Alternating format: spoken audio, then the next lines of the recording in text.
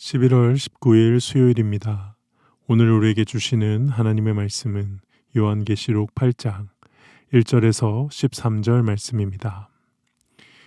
일곱째 인을 떼실 때에 하늘이 반 시간쯤 고요하더니 내가 보매 하나님 앞에 일곱 천사가 서 있어 일곱 나팔을 받았더라.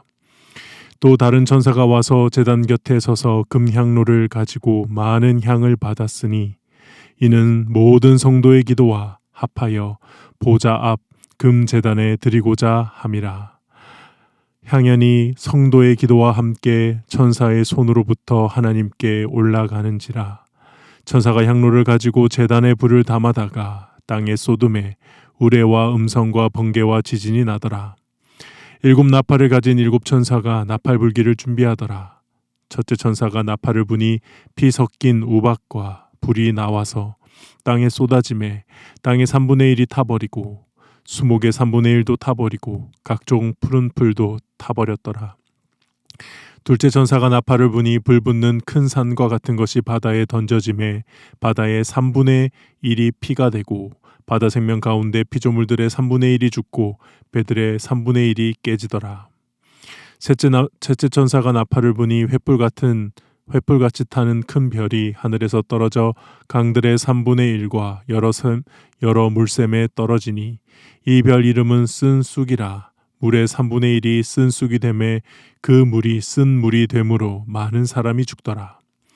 넷째 천사가 나팔을 부니 해 3분의 1과 달 3분의 1과 별의 3분의 1이 타격을 받아 그 3분의 1이 어두워지나니 낮 3분의 1은 비추임이 없고 밤도 그러하더라. 내가 또 보고 들으니 공중에 날아가는 독수리가 큰 소리로 이르되 땅에 사는 자들에게 화가 있으리니 이는 새 천사들이 불러야 할 나팔 소리가 남아 있음이로다 하더라. 아멘.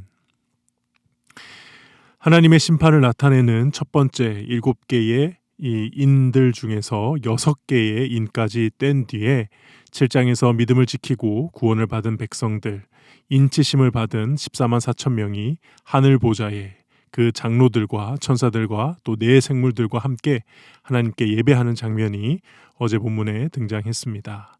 거기서 마지막까지 신앙을 지킨 그 흰옷을 입은 성도들에게 우리 하나님께서 영원히 그 하나님의 보좌 앞에 있게 하시고 그들 위에 장막을 치시며 다시는 줄이지도 목마르지도 아니하고 어린 양이 그들의 목자가 되고 생명의 샘으로 인도하여 모든 눈물을 닦아주실 것을 우리 주님께서 약속하셨습니다. 그리고 이제 남은 7째 인을 떼는 것으로 오늘 본문이 시작합니다. 7째 인을 떼실 때 1절입니다. 7째 인을 떼실 때에 하늘이 반 시간쯤 고요하더니 마지막 7째 인이 떨어지는 순간 이 고요한 정적이 있었습니다. 이것은 이제 교회사에서 여러 가지로 의미로 해석이 많이 되어졌지만요. 분명한 것은 지금 이제 하나님의 심판이 매우 심각한 상황에 도달했다는 것을 강조하기에 부족함이 없습니다. 그래서 이전까지 6개의 인을 뗄 때까지는 어떤 면에서는 심판의 전주곡과 같았다면 이제 7째 인을 떼고 난 뒤에 일어나는 일들을 보면 이제 본격적으로 이 땅을 향한 하나님의 심판이 시작되는 것을 알 수가 있는데요. 그 심판을 알리는 또 다른 7, 바로 그것이 7천사의 7나팔입니다. 2절에 등장하죠.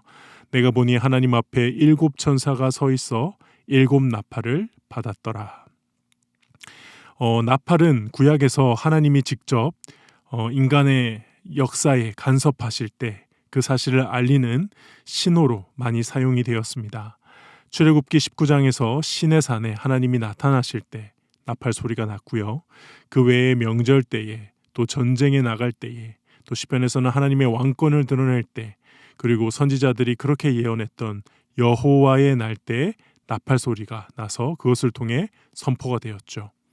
그래서 나팔 소리 하면 이 하나님의 백성들은 기쁘면서도 동시에 두려움도 동반하는 어떤 이중적인 감정을 느끼게 됩니다. 그래서 어떻게 보면은 종말의 하나님의 심판에 대한 이 하나님의 백성들, 그리스도인들의 심정을 가장 잘 나타낸다고도 할 수 있는데요. 그래서 예수님께서도 훗날 우리 예수님의 왕국으로, 예수님의 나라로 임하실 때 이 나팔 소리와 함께 임함을 마태복음에서 설명하시죠. 마태복음 24장 31절에 그가 큰 나팔 소리와 함께 천사들을 보내리니 그들이 그 택한 자들을 하늘 이 끝에서 저 끝까지 사방으로 모으리라. 그런데 여기서 이러한 하나님의 심판의 나팔이 불리기 전 그 심판이 시작되는데 이제 이 심판에 대한 두 가지 큰 특징이 오늘 본문에 나타납니다. 하나는 3절에서 6절인데요. 또 다른 천사가 와서 제단 곁에 서서 금향로를 가지고 많은 향을 받았으니 이는 모든 성도의 기도와 합하여 보좌 앞 금제단에 드리고자 함이라. 향연이 성도의 기도와 함께 천사의 손으로부터 하나님 앞으로 올라가는지라.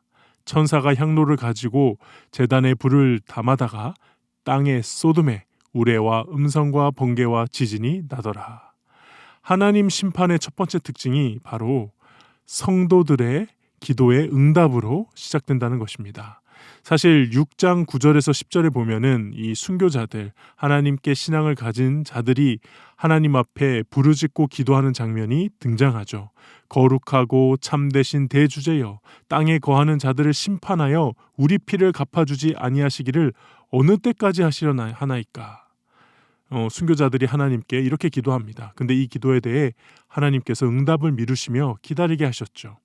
근데 오늘 본문에서야 드디어 그 7번째 인을 떼고 7 나팔이 시작되는 그 시점에서야 응답을 받게 됩니다. 그동안 순교자들의 기도에 또한 지상에서 고난을 받던 수많은 성도들의 기도가 합해지면서 하나님의 공의를 실현시켜 달라는 그 모든 성도들의 부르짖음에 그 기도가 하나님께 상달이 되었고 그 기도의 향로에 제단에 불을 담아 땅에 쏟으면서 심판이 시작이 되는 것이죠. 정말 의미하는 바가 깊은 하나님의 심판의 장면입니다. 먼저는 우리 하나님께서 굉장히 인내하시는 하나님이라는 사실을 보여줌과 동시에 때가 되면 반드시 심판하시는 하나님이심을 분명하게 또 보여주고 계시죠. 더 나아가 그렇게 심판을 하실 때에 누구의 기도를 통해 하십니까?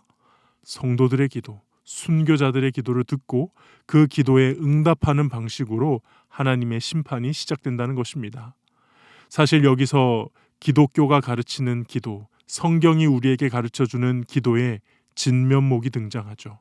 바로 신자의 기도란 무엇입니까? 하나님과 동역하는 것입니다. 하나님의 사역에 기도로 동참할 수 있는 것이 참된 신자의 특권인 것이죠. 우리의 일상에서도 그러하고요. 마지막 심판의 때도 오늘 본문에 보면 그러합니다. 이처럼 하나님께서 당신의 백성들의 기도를 듣고 움직이시는 것, 이것은 하나님께서 창조주이심에서도 우리를 단순히 피조물로만 여기시는 것이 아니라 동역자로 여기시는 것입니다. 친구로 여기시는 것입니다.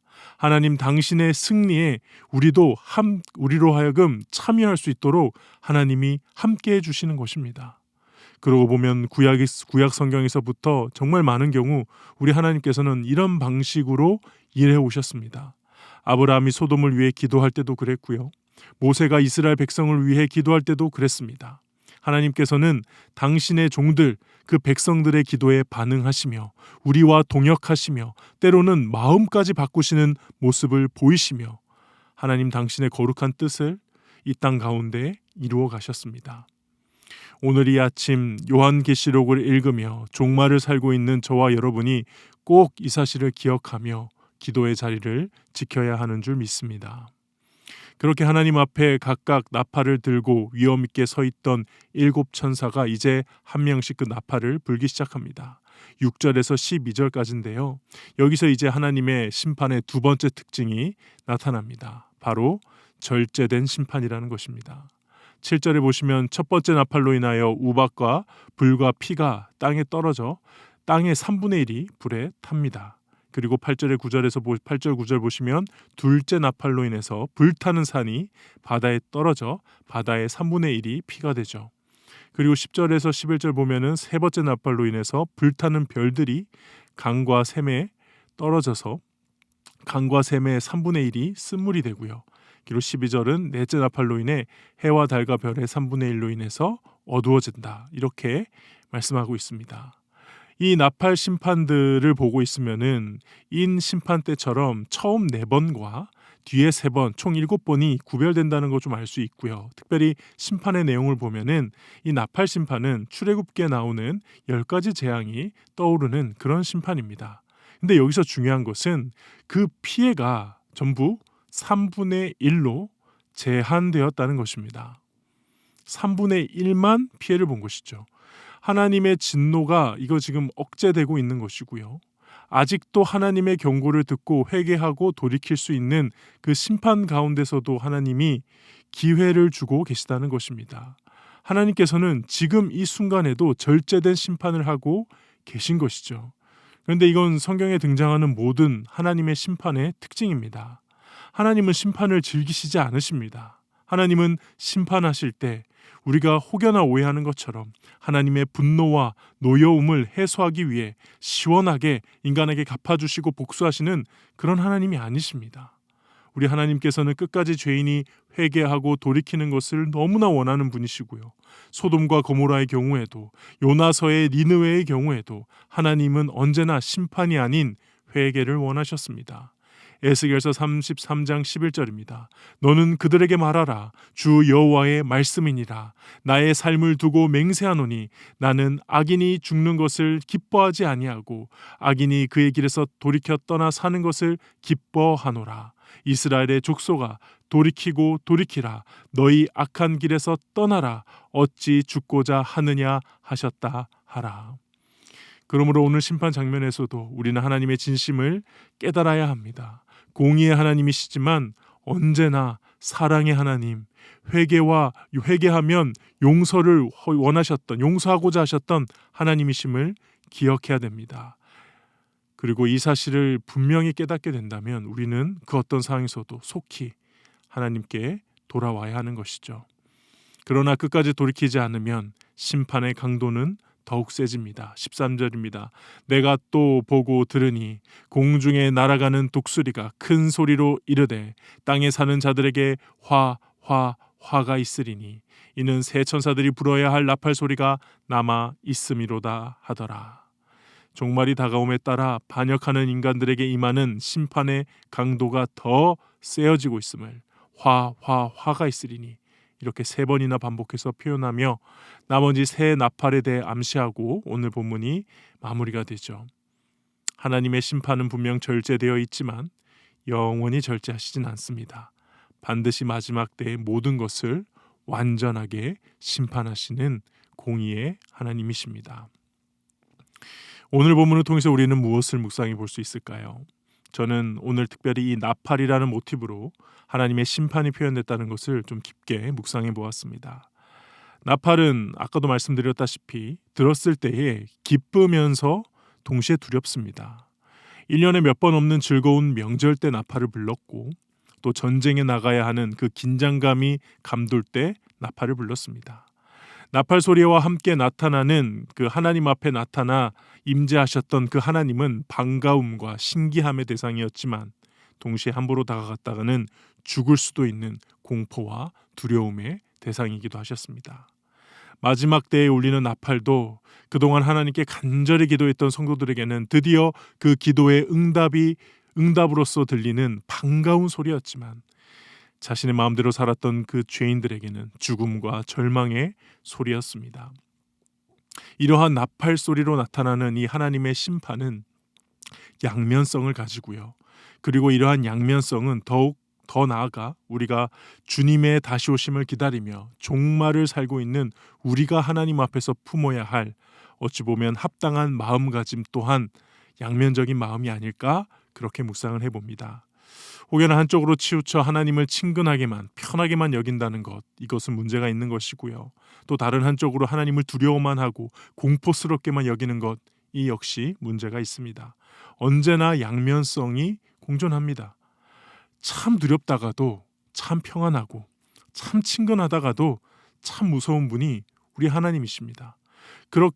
그리고 이 모순적이지만 이 두 가지 마음을 다 놓치지 않고 간직하는 것이야말로 우리가 이 마지막 시대에 살아가는 균형 있는 참된 신앙을 가지고자 하는 자들이 그 마음속에 가져야 될 중요한 균형 감각이 아닐까. 저는 그렇게 다시 제 마음을 돌아봅니다. 비록 평온한 시대이지만 분명한 종말을 사는 저와 여러분이 하나님 앞에서 어떤 마음가짐으로 살아야 할지를 특별히 오늘 말씀을 통해 다시 한번 돌아보는 저와 여러분 될 수 있기를 주님의 이름으로 축복합니다. 기도하겠습니다. 하나님 아버지, 오늘 말씀을 통해 이 세상의 심판조차도 하나님의 백성들과 당신의 종들과 동역하시는 그 하나님을 바라볼 수 있게 하시고 또한 심판을 절제하시는 그 하나님을 묵상하시며 사랑의 하나님, 용서의 하나님, 그러나 분명한 심판과 공의의 하나님을 바라보게 하시니 묵상하게 하시니 감사합니다. 분명한 말세를 사는 그리스도인으로서 또한 하나님의 백성으로서 주님을 향한 합당한 마음을 가지게 하시고 좌로나 우로나 치우치는 어리석음으로부터 우리를 보호하여 주시옵소서. 예수님의 이름으로 기도하옵나이다. 아멘. 이 시간 함께 기도하실 때 주신 말씀을 붙들고 기도하시고 주간 기도 제목을 따라 전도와 선교를 위해 기도하겠습니다. 하나님 아버지, 우리 신부산교회가 부산 지역에 죽어가는 영혼을 살리는 교회 되게 하시고 영혼을 품고 기도하며 전도하는 교회 되게 하여 주시옵소서. 우리가 후원하는 선교사님들을 위해 기도하겠습니다. 이번 주는 여대로 이부름 선교사님을 위해 기도하겠습니다. 불안한 중동 지역의 국제 정세를 붙들어 주시고 하나님의 정의와 공의가 회복되게 해주시며 시리아의 난민들을 위한 교회가 세워지고 또한 선교사님들의 가정들 사역하는 가운데 지켜보호하여 주시옵소서. 특별히 노회 100주년 기념 선교지 탐방 중이신 우리 담임 목사님 장로님들 오늘 돌아오시는데 안전하게 복귀하셔서 목회 사역에 힘을 더할 수 있게 해달라고 이 모든 합심 기도 제목과 개인적인 기도 제목으로 기도하신 후에 자유롭게 처소로 돌아가겠습니다. 함께 기도하시겠습니다.